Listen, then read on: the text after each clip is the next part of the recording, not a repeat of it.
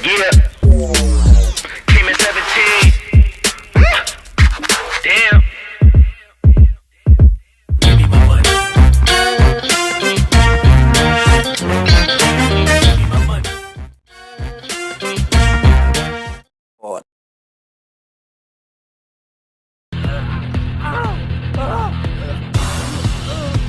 Cerita diawali dengan memperlihatkan pasangan suami istri, ada Bang Yugang, cukup sulit mengucapkan nama Korea, jadi kita panggil saja Bang, dan ini istrinya Yonsu. Bang sendiri berkecimpung dalam bisnis properti sehingga tidak heran jika saat ini dia punya rumah yang besar dan mewah, juga beberapa fasilitas yang tidak kaleng-kaleng. 좀 봐라. 그게 그냥의 표정인가?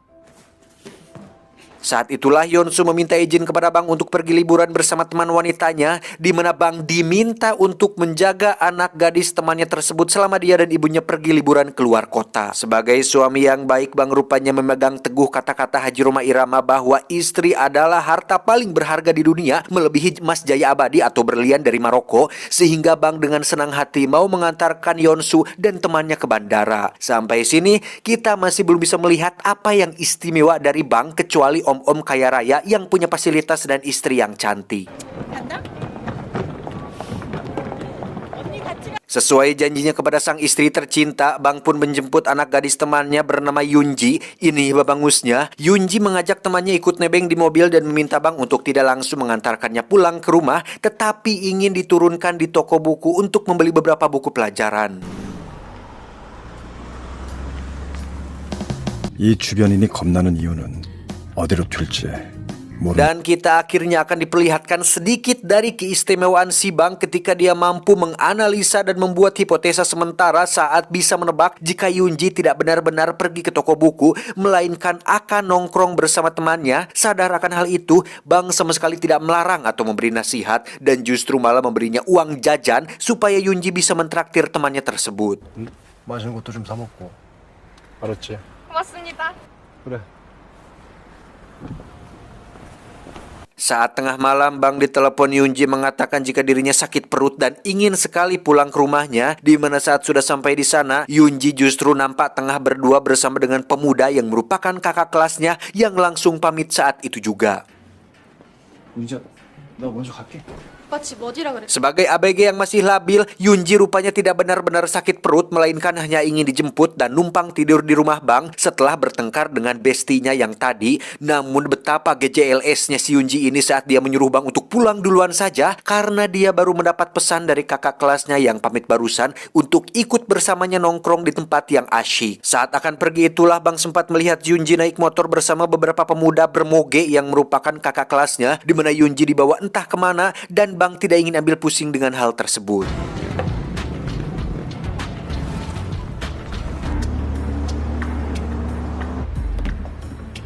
Dia bernama Yuli, seorang siswi yang bekerja sampingan sebagai seorang germo yang menjual adik-adik kelasnya kepada para pria hidung belang, di mana Yunji ternyata sudah dikibuli oleh kakak kelasnya yang satu geng dengan si Yuli ini. Tak terima diperlakukan seperti ini, Yunji pun memberontak dengan mengatakan hal-hal kasar, di mana saat Yuli akan menamparnya, tiba-tiba 아다만 골라 처먹는 개 변태 새끼들인데.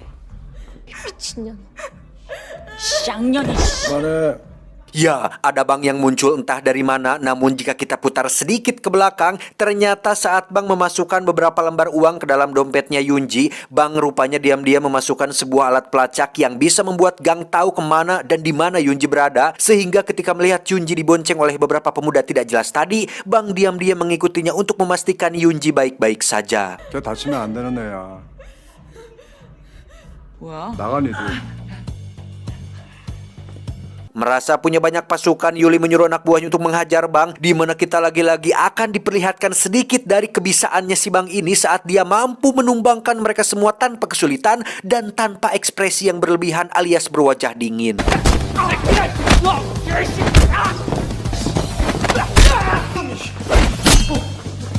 Yang menarik adalah ketika Yuli berhasil menusuk perutnya, Bang sama sekali tidak menunjukkan raut muka kesakitan atau kepanikan saat pisau menancap menembus perutnya, yang kita tahu orang biasa tidak akan berlaga seperti ini jika bukan karena punya ilmu kebal atau jangjawokan, sehingga bisa dipastikan jika Bang bukanlah om-om sembarangan yang bisa dianggap remeh. Sangu.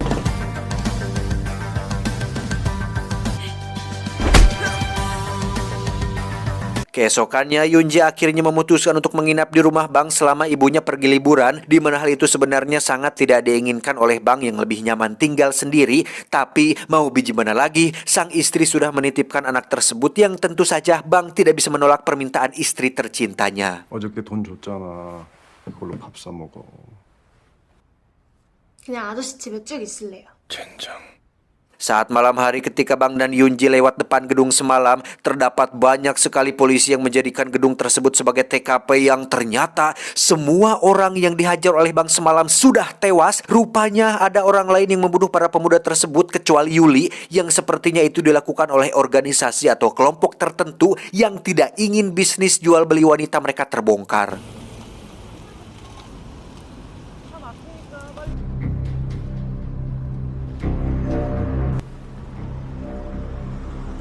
Alhasil kediaman Bang pun didatangi oleh seorang detektif kepolisian bernama, kita panggil saja si detektif. Ini bebenguknya. Berdasarkan kamera CCTV sekitar, mobil Bang terlihat sempat melewati tempat kejadian perkara, di mana saat si detektif mengajukan beberapa pertanyaan yang memojokkan, Bang dengan luar biasanya mampu membuat sebuah alibi yang baik, pertanda bahwa Bang sudah terbiasa menghadapi situasi dan interogasi seperti ini. 예. 그럼 오늘은 이만 일어나겠습니다. Tak lama setelah si detektif pergi, Yunji mendapat telepon dari Yuli yang mengancam akan menjebloskan Bang ke penjara, di mana Yuli memiliki pisau yang sempat dipegang oleh Bang semalam, yang pastinya akan menjadi barang bukti seolah Banglah pelaku pembunuhan tersebut. Yuli juga mengatakan bahwa sudah ada pelanggan yang menginginkan dan tertarik dengan Yunji, di mana dia meminta supaya Bang menyerahkan Yunji dalam waktu 1 kali 24 jam, karena jika tidak, maka Yuli akan menyerahkan pisau tersebut kepada polisi. Dan terakhir, Yuli berterima kasih kepada Yunji karena dompetnya ada di dia dan semua uangnya akan menjadi milik Yuli. 지갑에 있는 돈 잘 썼다고 이 개새끼야. Tak tinggal diam, Bang langsung membuka koper berisi gelang pelacak untuk dipakai oleh Yunji, sementara dia akan keluar sebentar untuk mencari Yuli berdasarkan alat pelacak yang ada di dalam dompetnya.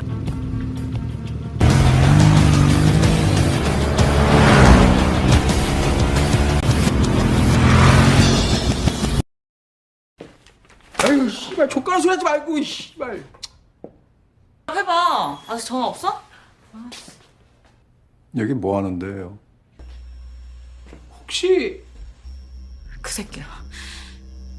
Dan alangkah terkejutnya Yuli dan si bos preman ketika melihat Bang ujug-ujug ada di sana, di mana si ketua preman pun menyuruh anak buahnya untuk menghajar Bang, tetapi 뭐하냐? 이 새끼가. dengan wajah dingin tanpa ekspresi, Bang pun berhasil mengintimidasi Yuli dan si bos preman untuk diam tanpa kata, di mana saat mereka menolak untuk menyerahkan pisaunya, Bang dengan santainya melukai si anak buah dengan cara memukul kepalanya menggunakan botol, bahkan menyayat tangannya menggunakan sebilah pisau, sehingga ketika si bos merasa bahwa Bang bukanlah orang yang bisa diancam-ancam, si bos akhirnya menyerahkan pisau barang bukti tersebut dan... 뭐해 빨리 써! 초행해. Ya, si bos dan Yuli berhasil kabur ke belakang, di mana Bang justru mendapat serangan dari seseorang berkemampuan tinggi, entah siapa dia, tapi Bang hampir saja terkena senjata sumpit portable yang mengharuskannya terlibat pertarungan dengan pria misterius tersebut. Karena tak ingin banyak berkeringat, Bang pun langsung melumpuhkan kakinya dengan mudah, lantas dia pun pergi begitu saja karena merasa tak punya masalah dengan laki-laki pirang misterius ini.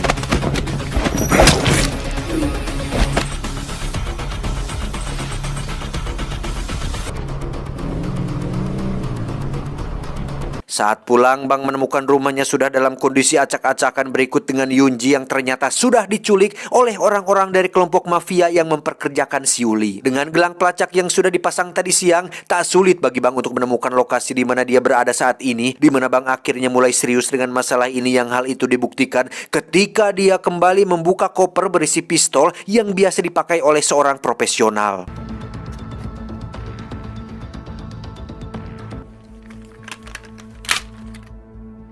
Sesuai lokasi pada alat pelacak, Bang akhirnya sampai di markas tempat dikurungnya para gadis-gadis muda, di mana Yuli yang akan kabur bersama kelompok mafia pun berhasil tertangkap lebih dulu, sehingga Bang bisa mencari tahu informasi tentang kemana Yuli dibawa.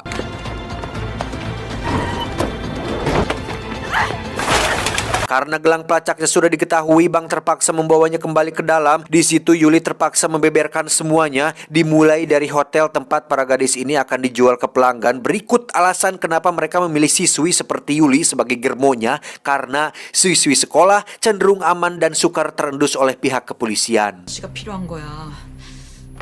안전하고 체계적으로 관리해주니까. Saat Bang bertanya apa nama hotel tempat para gadis itu dijual, Yuli dengan sombongnya enggan menjawab pertanyaan tersebut. Dan jika Yuli menganggap bahwa Bang tidak akan berani menyakiti seorang wanita, itu salah besar, karena Bang dengan santainya menusuk paha Yuli hingga hampir menembus arterinya, sehingga Yuli akhirnya memberitahu nama hotel yang dimaksud.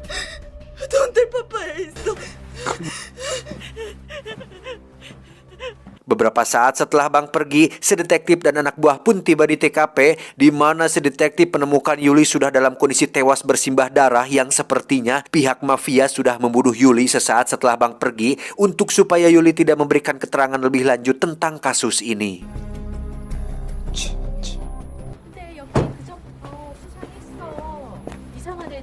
Bang sendiri akhirnya sampai di hotel yang dimaksud, di mana di situ dia langsung disambut oleh beberapa preman yang akan menghajarnya dan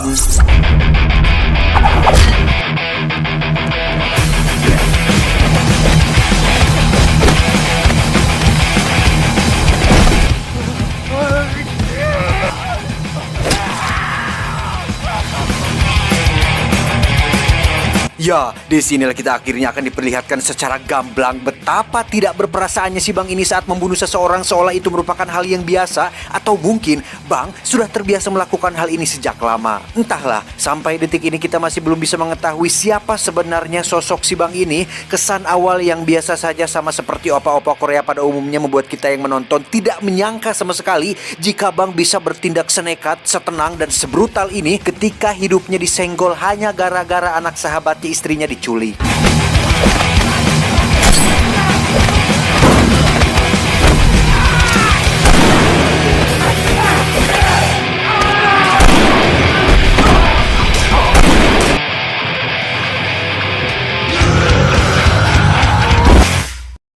Setelah membantai habis semua preman di hotel ini, Bang sengaja menyisakan 3 kroco untuk dimintai keterangan, yang lagi-lagi kita akan diperlihatkan dengan sikap Bang yang tidak bisa diajak kompromi dan tidak banyak basa-basi ketika dia langsung membunuh satu persatu dari mereka akibat lelet dalam memberikan keterangan. 먼저 말하는 놈만 살 수 있어.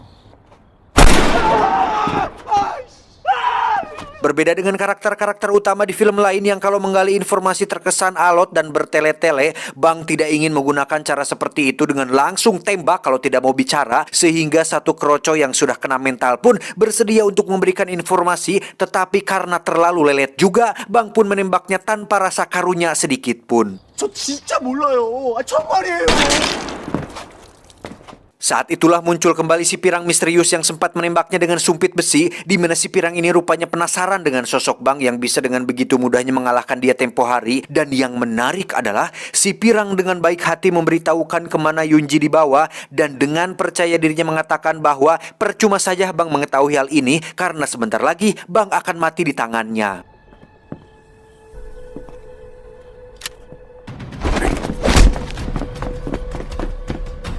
Sebagai rasa terima kasih atas informasi yang diberikan barusan, Bang pun bersedia untuk memenuhi keinginannya dengan bertarung di dalam salah satu kamar. Namun karena Bang tidak punya banyak waktu, dia akhirnya mengikat si pirang dengan tali dan loncat dari lantai 7 untuk bisa secepatnya keluar dari hotel tersebut.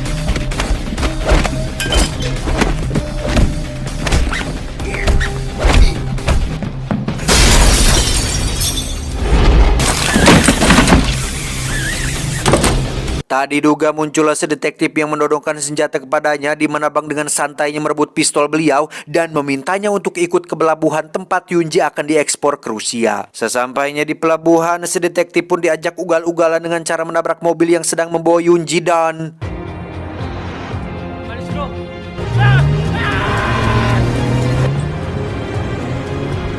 진짜 시간 뭐 하는 거야?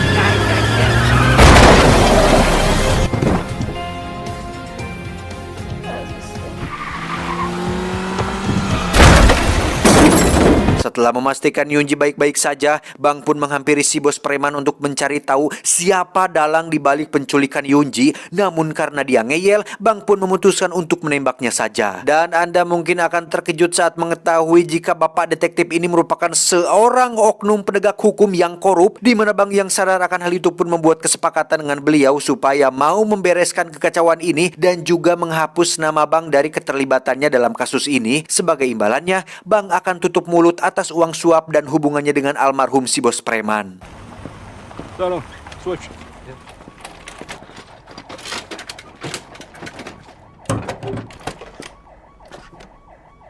조만간 연락할게요.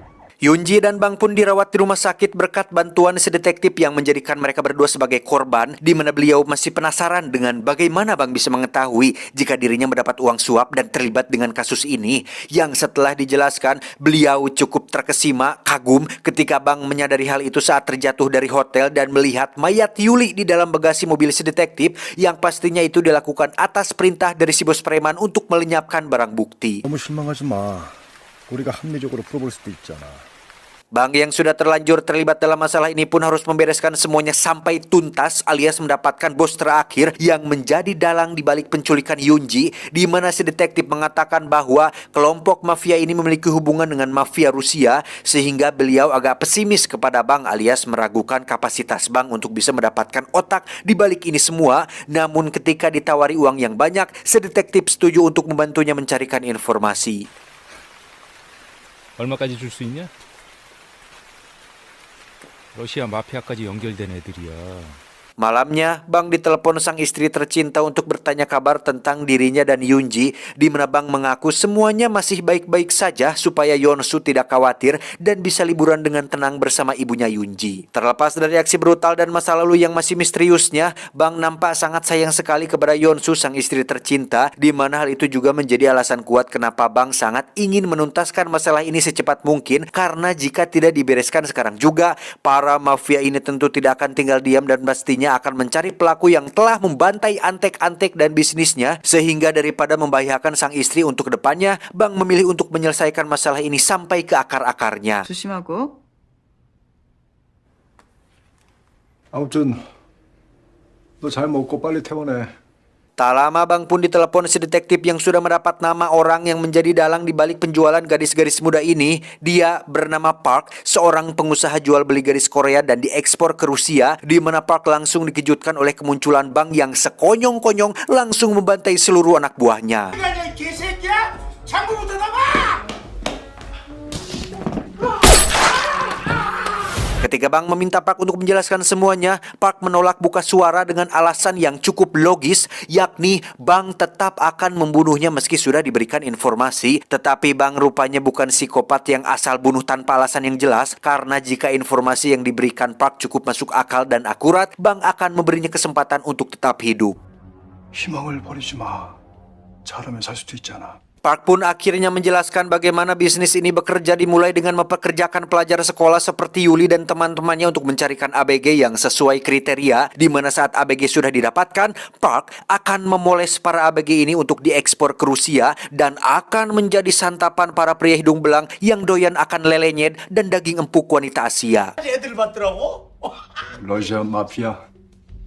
Dan faktanya, Park sama sekali bukan kelompok mafia dan tidak memiliki hubungan dengan kelompok mafia manapun. Dan alasan kenapa usahanya selalu aman adalah karena dilindungi oleh seseorang yang penting, yakni seorang hakim atau pejabat paling terkenal di Korea yang selalu membantunya membereskan setiap masalah. Yang edannya adalah si hakim ini rupanya doyan juga dengan daun muda alias ABG, yang mana sebagai imbalan atas setiap bantuan yang diberikan, Park selalu memberikannya produk-produk baru alias ABG-ABG yang masih fresh, yang salah satunya adalah si Yunji. 파사 새끼 보디가드도 거기서 스카웃 한 거야. 꼴! Setelah melenyapkan Park dan antek-anteknya, Bang pun menghubungi seseorang dari departemen pembersih yang bertugas untuk membersihkan TKP dan membereskan semua mayat dengan sangat rapi dan teliti. Yang pada titik ini saya cukup terkejut, karena dalam film John Wick juga ada tim pembersih dan pihak di Continental yang memang menaungi seluruh pembunuh bayaran di Amerika Serikat, sehingga saya memiliki teori tersendiri mengenai sosok si Bang ini yang kemungkinan besar adalah mantan pembunuh bayaran yang sudah bertobat dan memilih hidup normal. 뭔가 가평에서 대청소가 있어. 마지막으로 그것까지만 마무리해줘. 아, 당신이야말로 은퇴했다는 소리를 들었는데 Tak hanya memiliki akses ke departemen pembersih, Bang juga punya akses ke seorang ahli senjata yang memiliki berbagai senjata api, di mana Park meminta sebuah senjata api jenis sniper, lebih tepatnya M200 Intervention buatan Amerika Serikat, berikut dengan peredamnya.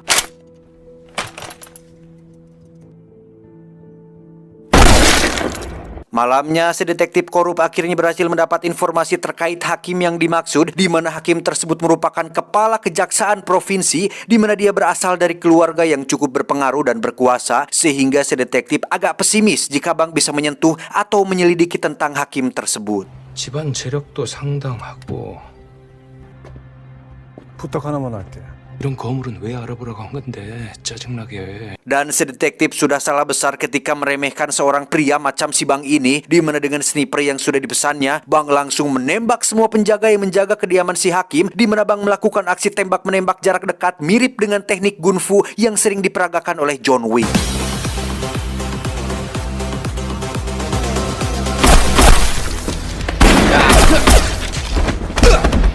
알렉스, 보리스.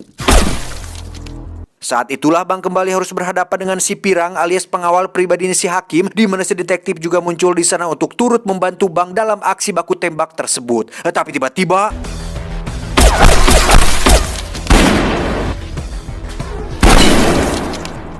ya, rupanya si detektif sudah berkhianat dan keluar dari kesepakatan dengan sengaja menjebak Bang supaya datang ke tempat ini, di mana Bang dibawa ke hadapan si hakim yang sudah menunggunya sambil nyoo kukumul dengan gadis ABG yang baru dipesannya. Benar kata si detektif, hakim ini sangatlah berkuasa dan memiliki jaringan yang sangat luas. Bahkan si detektif sendiri merupakan anteknya si hakim yang sudah lama bekerja untuknya dan membereskan masalah-masalah kecil untuknya. 법자냐?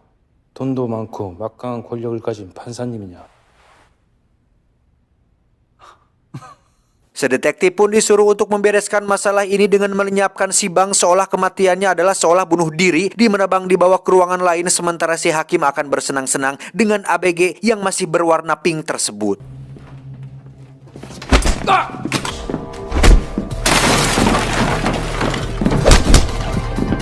Ya, Bang pun berhasil melumpuhkan mereka semua, yang mana sebelum membunuh si detektif, Bang sempat memberikan sepatah dua patah kata tentang momen barusan bahwa dia sengaja membiarkan dirinya tertangkap supaya bisa melihat langsung wajah si hakim dan tahu mana bebenguk si hakim dengan mata kepalanya sendiri, yang itu berarti jika mau, sedari tadi Bang bisa saja membunuh mereka semua dengan sangat mudah.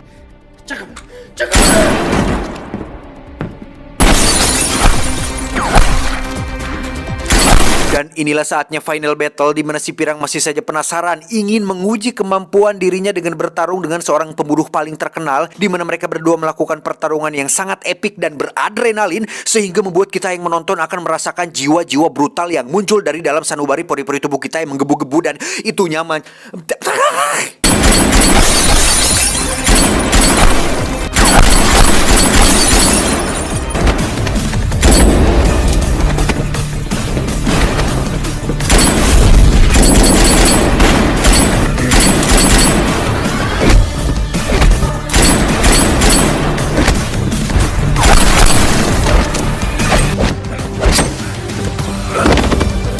Seperti yang sudah bisa Anda tebak, si Pirang jelas tidak punya kesempatan untuk menang dari seorang Bang yang memiliki skill dalam level yang berbeda, di mana si Pirang langsung kelayangan sesudah dipeprek oleh botol minuman, yang dari situ ajal tak lama lagi akan mendatangi si Pirang ini.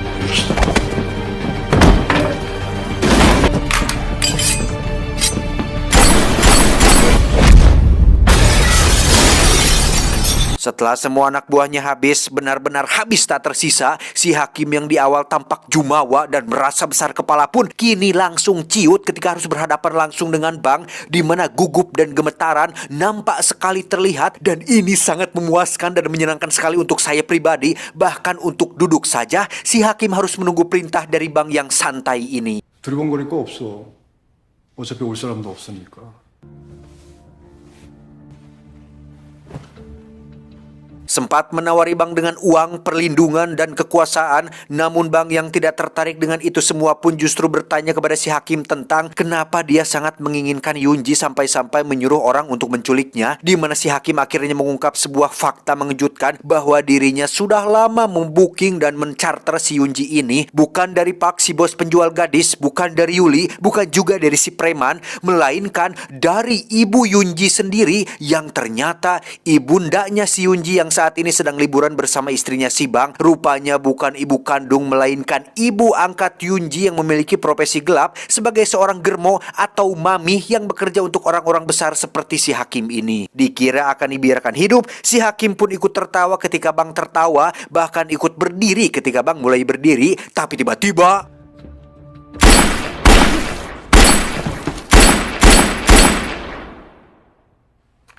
setelah semuanya selesai, saya ingin mengingatkan Anda kembali tentang sosok Bang yang sangat mencintai istrinya, di mana Bang akan melakukan apapun supaya istrinya tetap aman karena saking nyaah dan kededehnya dia terhadap Yonsu. Logikanya, untuk Yonji saja, orang yang notabene baru dikenal pun Bang bisa bertindak se-effort dan sehabis-habisan ini. Bagaimana jika istrinya dalam posisi Yonji? Mungkin Bang akan lebih brutal, lebih edan, lebih habis-habisnya dibandingkan dengan ini. Sehingga setelah mengetahui tentang ibu Yonji yang ternyata jahat, Bang langsung terbang keluar kota dan diam-diam menemuinya ketika tidak sedang bersama istrinya. 나 잠깐 화장실 다녀올게. 언니 그럼 나 받아보고 있어. Bang pun menanyakan alasan kenapa dia bisa berteman dengan istrinya dan mengajaknya liburan keluar kota, di mana si ibu ini sengaja mendekati Yonsu setelah mengetahui jika suaminya, si Bang ini, adalah orang kaya yang punya banyak rumah, yang berarti beliau hanya ingin memanfaatkan Yonsu karena kekayaannya saja. Dan ingat, Bang bisa sangat-sangat kejam sekali jika ada seseorang yang menyentuh atau berniat jahat kepada sang istri tercinta, sehingga saat sudah berada di tempat sepi, Bang langsung menembak si ibu ini dan jasadnya segera dibereskan oleh tim dari Departemen Pembersih yang menaungi seluruh kelompok pembunuh bayaran yang ada di negara Korea.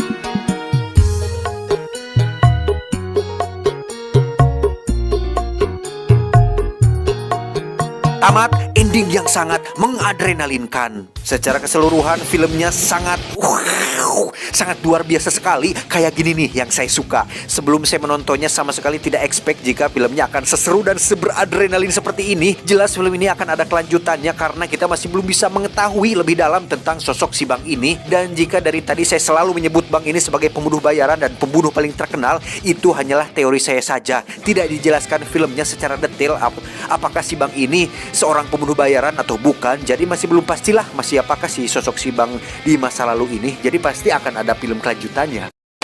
Ditunggulah. Dan terlepas dari kebrutalan yang dilakukannya, Bang masih tetap seorang suami konvensional pada umumnya, di mana dia takut jika istrinya khawatir, takut jika istrinya tahu tentang masalah ini yang sedang dihadapi, takut jika istrinya dalam bahaya, dan takut jika istrinya mengetahui masa lalunya yang kayaknya ini belum tahu ya masa lalu belum tahu gitu bahwa si Bang ini, suaminya ini seorang pembunuh yang kejam. Sehingga pesan yang bisa kita ambil dari film ini adalah pernikahan yang sukses bukanlah saat aku menjalani hidup dengan damai bersamamu istriku, melainkan saat aku tidak dapat menjalani hidup dengan damai tanpamu. Terima kasih telah menonton channel Ray Film dan jangan lupa di subscribe dan klik tombol loncengnya agar tidak ketinggalan video menarik lainnya.